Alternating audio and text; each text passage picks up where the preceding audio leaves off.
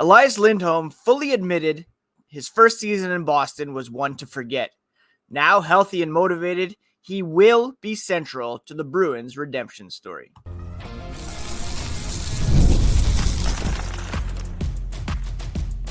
You're Locked On Bruins, your daily podcast on the Boston Bruins. Part of the Locked On Podcast Network, your team every day. What is up, Bruins fans, and welcome to the Locked On Boston Bruins podcast. I'm your host, Ian McLaren, and this is a daily show where we discuss all things Spoked B. Today is Tuesday, September 2nd, and I want to thank you so much for making Locked On Boston Bruins your first listen every day. It's part of the Locked On Podcast Network, your team every day.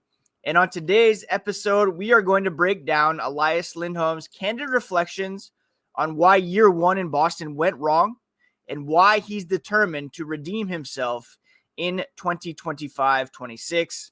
And later, today's Bruin of the Day, in honor of 9-2, it will be number 92, Marat Khusnutdinov. Before we get into all that, a quick reminder, you can find the podcast on social media at Locked NHL Bruins. And you can find me, my hockey thoughts, dad jokes, at Ian C. McLaren. I am a lifelong Boston Bruins fan, and I've been covering this team and the NHL for various outlets for about 20 years now. If you're new to the podcast, please do subscribe on your favorite podcast app and on YouTube. And each new episode will be automatically added to your feeds for you to listen and enjoy. Please do also rate and review if you have a moment. That would be greatly appreciated. So last summer, of course, Elias Lindholm was one of Boston's marquee free agent signings. 7-year deal, $7.75 million AAV. And to say that it was a bit of a disappointment would be an understatement, because he did not have a season that comes anywhere near to that valuation. His first season with the Boston Bruins, he was often playing third line center and ended up with 17 goals, 30 assists for 47 total points, which was just 3 more than the previous season, one of his worst of his career. This is a guy who does have a 42-goal season on his resume. That's probably a bit of an outlier, but he has reached 20 goals 3 other times with a 19-goal in 56-game season in 2020-2021. He can score, he can make some plays, and he's also very proficient in his own zone. He's not a Patrice Bergeron clone, but he's like, say if Patrice Bergeron's Budweiser, then Lindholm is your Bud Light. He came in a recent interview over in Sweden, admitting fully after last year, I want a better season both for myself and for the team. And in my opinion, Elias Lindholm is as key as anybody to the Bruins finding some measure of redemption here this season. Now, things got off on the wrong foot because, well, first of all, as I discussed way back in the day when Linus Ullmark joined the team, it does take some time for players to get acclimated to new cities, new systems, new locker rooms when they first sign with a new team in free agency. You've been somewhere for a while. In his case, he had gone from Calgary to Vancouver for a short stint, choosing to sign with the Boston Bruins. And yeah, it's difficult to move your family across the country. This is not a native North American either, so that is an added dynamic, although he's been over here for quite some time now. Finding a home for your family, meeting all the new people in the organization, finding your place within the locker room is huge, because when he came in, of course, the Bruins still had Brad Marchand as captain, Charlie Coyle, Brandon Carlo as established leaders. And when you're coming in as a guy who's being paid more than the captain, there's this weird dynamic there where you don't really know when to step up, when to use your voice, how to establish yourself as really a core member of the team with those guys there. And on top of that, he started the season with some back issues. He had some injections, missed most of training camp or all of training camp, and he said it took him a couple months to get back to full speed. So not only is he starting off on the wrong foot in terms of health, but he's also dealing with getting acclimated to Boston and finding his place within the team, on the roster, and in the locker room. This year, though, he will be starting fresh, healthy, and hopefully looking a bit more like the Calgary version of Lindholm that Bruins general manager Don Sweeney had coveted for quite a few years. Now, again, I don't think that 40-goal season is going to be something that he's going to rediscover. He was playing on a line then with the late Johnny Gaudreau and Matthew Tkachuk, two of the best wingers in the game. He will be playing to start the season with David Pastrnak, another one of the best wingers in the game, if not the best right winger in the NHL today. Well, maybe Nikita Kucherov has a say in that. But he'll also have Morgan Geekie on the left side coming off that breakout 33-goal season. He's a consistent Selke Trophy, not candidate, but he's in that conversation as one of the better two-way centers in the game. And that's kind of the ceiling Boston hoped for when they signed him at that $7.75 million AAV. For his career, he's played 900 games, and he has scored 235 goals. So doing some quick math there, that is about 21 goals per every 82 games.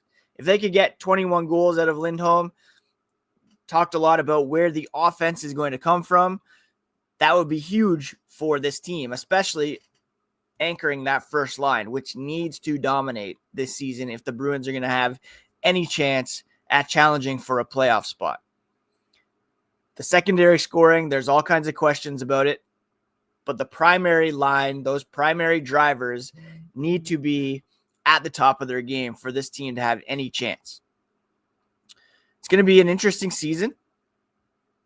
Lindholm said in this interview over in Sweden, we've brought in some players, more hard-working types. So the feeling is that we've added more of a Boston style to our game.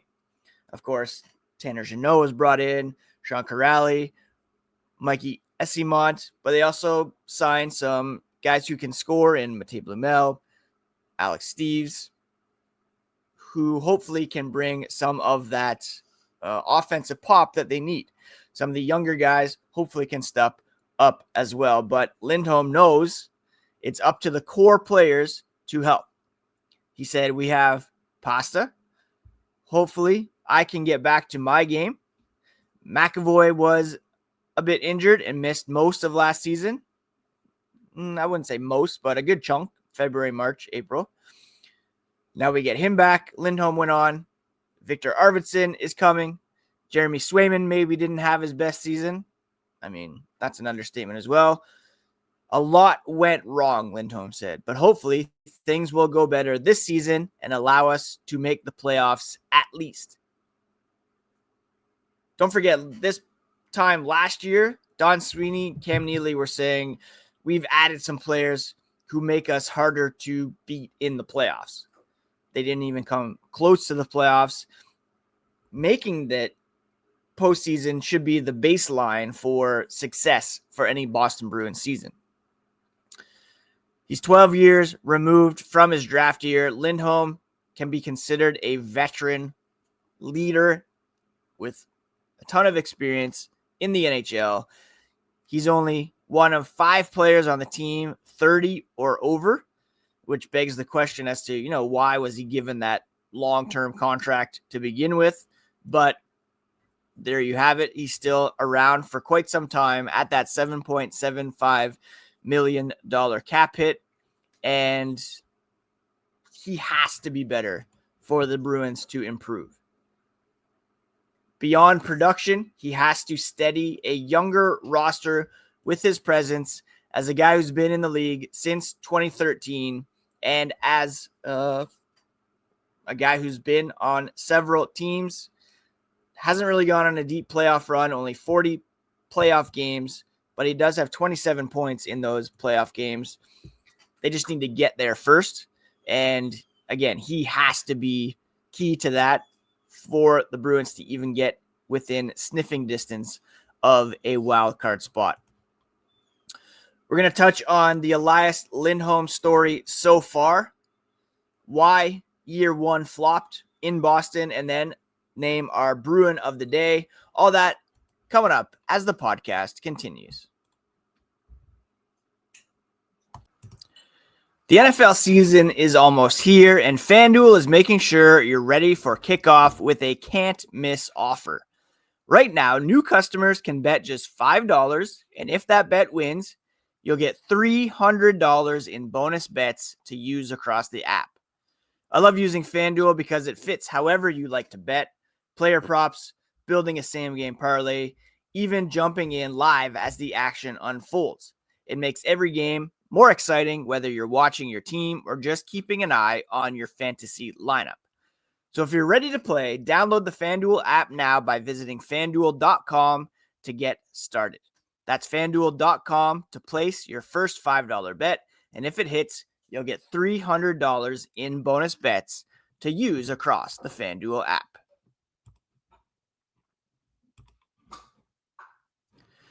Thank you so much once again for making Locked On Bruins part of your daily routine.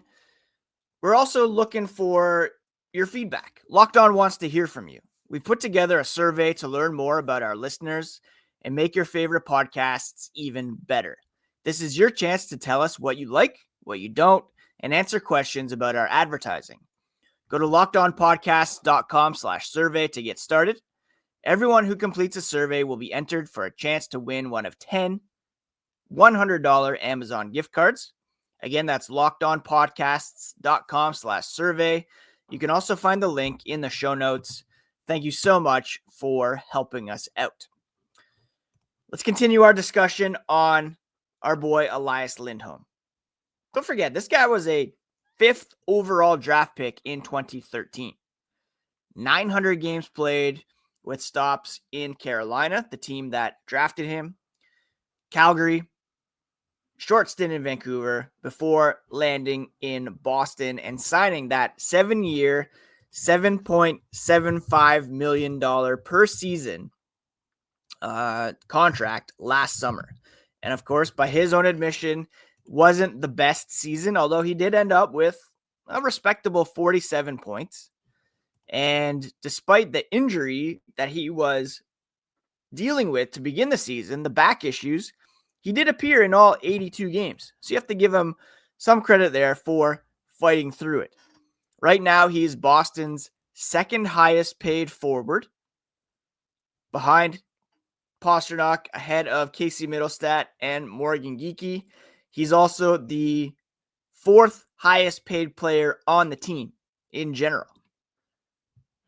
So it is super important for him to, I don't want to say live up to it, because, he was offered that by the Boston Bruins. That's what Don Sweeney, Cam Neely expected his value to be, or what they decided they needed to offer him in order to secure his services. And the expectation was that it would stabilize Boston's center depth in the post-Patrice Bergeron, David Krejci eras. So what happened? Why did year one flop? Well, in that Swedish interview, again, he fully admitted the season wasn't great. He said, quote, "I didn't get off to a strong start, had problems with my back, missed the entire camp. To be able to play from the beginning, I had to take an injection, and it took a few weeks before it helped. Couldn't do anything for a month or two, so I felt behind and had to catch up. He was playing October, November with this back issue, taking injections, and that certainly factored into the slow start that he had with the Bruins. He said it wasn't a great start, but I hope this season can be better. He's talking about the start to the season, but also the start to his tenure as a member of the Boston Bruins. He added before last season, he felt like they had a team that could do it, but a lot happened, obviously. No one really knew what would happen with Brad Marchand. We also had the coaching change. There were many distractions, and we traded away quite a few players. So it turned out the way it did. It was a season I'd rather forget. So at the end of the day, his individual struggles, his back issues, plus team instability was a pretty potent recipe for failure in year one for Elias Lindholm. Brad Marchand had the pending unrestricted free agency. He then, of course, was injured. He was traded. The Bruins sent out Carlo Coyle as well, Trent Frederick, Justin Brazeau. Jim Montgomery was fired, replaced with Joe Sacco. The Jeremy Swayman contract that went through training camp and kind of disrupted what should have been a normal introduction to a new season. All of it kind of worked against both Lindholm, but bigger picture, the Boston Bruins in terms of what went wrong. And I discussed this on yesterday's podcast as well, looking at the 76.5 point projection for the Bruins over under. It was catastrophic. And so many things went wrong for the Bruins to fall to the bottom of the Eastern Conference. And you look at the season before that, and so many things went right for the Bruins. Charlie Coyle, Pavel Zacha having career seasons. Jeremy Swayman, Linus Ullmark were still tandem, playing at high levels. You had health, an elite season from David Pastrnak. And they went on and beat the Toronto Maple Leafs in round one of the Stanley Cup playoffs. You look at the centers they have now between Lindholm and Middlestat and what they had in Zacha and Coyle as 1-2 2 seasons ago. You see, you could have something there. I know a lot of people are not high on Middlestat, and perhaps rightly so. Maybe that's a guy we need to focus on as the Bruin of the day coming up to see what exactly he could be capable of. But Lindholm, to his credit, again, played the full 82 games despite having those back issues. And he did get better as the season went along. And late in the season, playing alongside Pastrnak and Geekie, it looked like there was something there. And the Bruins would definitely benefit, of course, from having him playing to that level, right? They need him to be not necessarily Patrice Bergeron, not necessarily, even David Krejci. Just need him to be solid down the middle for this team. He did have 9 points in 8 games in April. That was the best month of the season for him, despite only playing in 8 games. So there's something to be said there for perhaps finding a new level of comfort on the first line, knowing your role both on and off the ice, and getting back to the player that we know that he can be. 2022-23, he had 64 points, 22 goals, 42 assists in a full 80 games.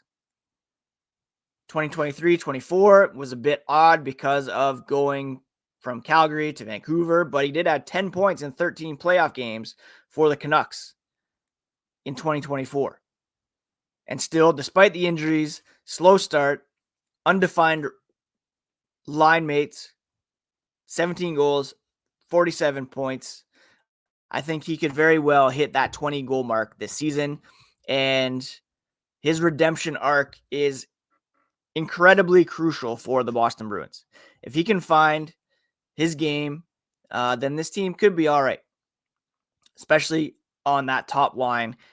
That trio needs to be solid, productive, night in and night out.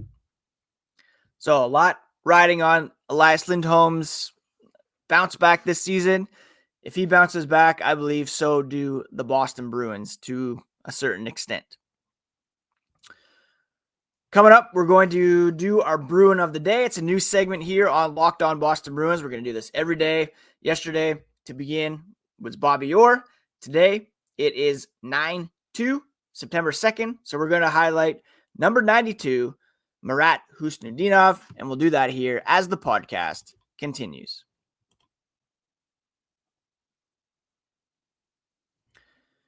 All right, let's talk about today's Bruin of the Day. Today is 9-2, so we're talking about number 92, Marat Khusnutdinov. Drafted 37th overall by the Minnesota Wild in 2020. He was acquired by the Boston Bruins at the 2025 trade deadline in the Justin Brazeau deal. Brazeau traded to Minnesota in exchange for Khusnutdinov and Jacob Lauko, who has since taken his talents back overseas. He played 75 games this past season, a modest 7 points in 57 games with Minnesota, but he did have 5 points in 18 games with the Boston Bruins and signed a 2-year extension this summer with an average annual valuation of $925,000, which could be incredible value for the Boston Bruins.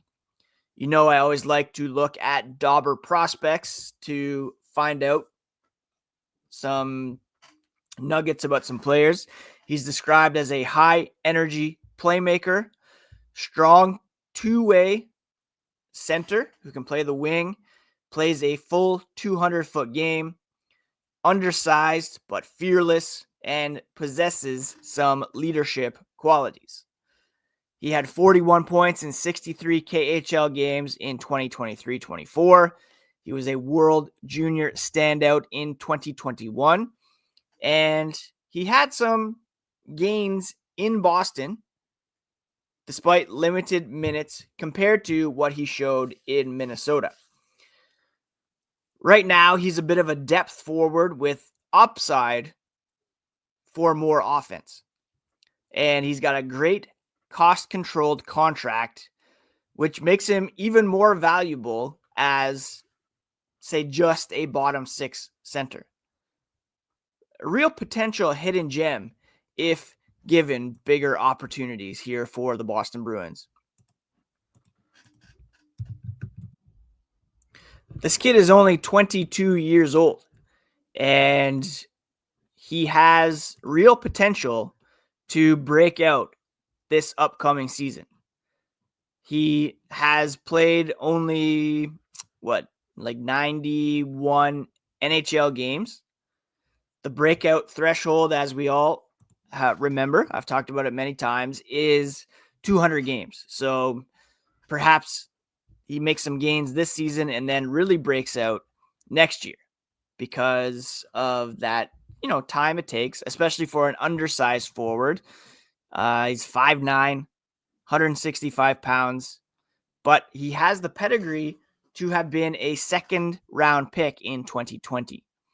And if you're in a salary cap league like I am, Dauber says if he's still minor eligible, which he is in my league as well, he's worth holding on to, because if he shows signs of breaking out, you can keep him on your roster for the remainder of his new contract, which again is wildly cap friendly at $925,000. That's like an extension of his ELC. In May of 2020, Dauber wrote, as one of the youngest players eligible for the draft, he had a lot to do to prove himself. And no matter which way you cut it, he did it all. His main upside is displayed when his team doesn't have the puck. Marat is a hound on the ice, and he plays with a high energy, high event style. He uses his quick skating to shoot around the ice and pressure puck carriers as soon as they gain control. And on offense, he thrives in transitional play, as he can use his speed as well as his low center of gravity to weave through defenders and create space to make things happen. That's the kind of guy that you want on your roster. The main thing bringing him down is his size. He's a strong player, doesn't shy away from the physical side, but he does face issues when taking on bigger players. But you still love to see that spark plug out there. Right now, they have him as second line or between second and third line potential, but I believe he could have even more upside, and I am excited to see what this speedy little rink rat is able to do here this upcoming season. So Marat Khusnutdinov, the Bruin of the day here for September 2nd, 9-2, number 92. Let's take a look at the Bruins jersey numbers and see what other players have worn number 92 for the Boston Bruins. A few years ago, I went and did who wore it best. Right now, we have Michael Nylander, who wore number 92 after being acquired in a trade prior to the 2024 Stanley Cup playoffs. That's a whole other podcast series to be done. Guillaume Lefebvre wore it in 2010.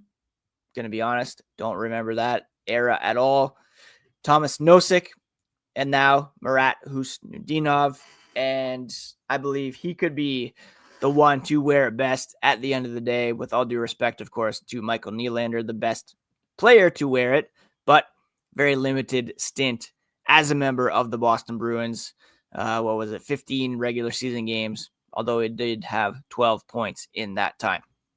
So Marat, hoping for big things this upcoming season, and perhaps once again, he'll be the Bruin of the day after, who knows, recording his first hat trick coming up this season.